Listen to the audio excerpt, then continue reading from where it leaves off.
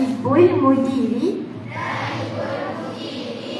penolong kanan. Duratul Niyazi,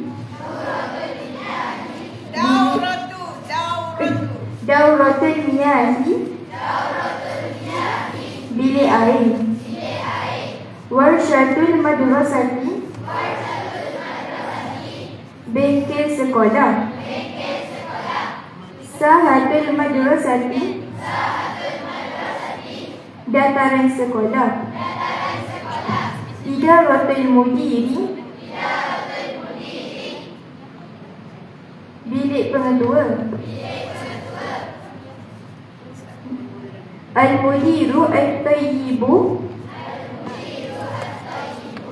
pengetua yang bagus.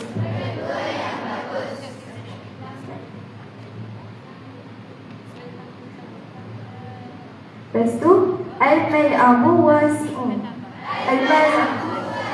Al-Wasi'un, padang yang luas. Al-Madrasatu Al-Kabiratu, sekolah yang besar. Al-Qa'atu Al-Kabiratu, dewan yang besar. Al-Mat'abu Al-Kabiru, kantin yang besar. As-Sahatu Al-Wasi'atu, dataran yang luas.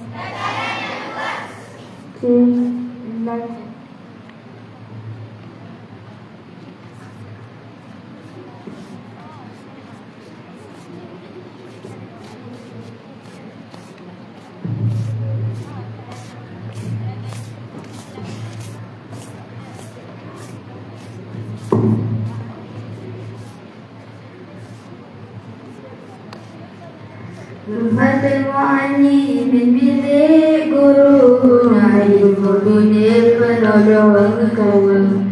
Dauratul Miyadi air, warsyadul madrasah bengkel sekolah. Sahatul madrasah dan haram sekolah. Idaratul mudir penjaga pengetua. Mudirut tayyib pengetua baik. Al-Mal'abu Wasi'u, padang yang luas. Al-Madrasah Kabirah, sekolah yang besar. Al-Qa'atu Kabiratu, dewan yang besar. Al-Ma'amu Kabiru, kantin yang besar. As-Sahatu Wasi'atu, dataran luas.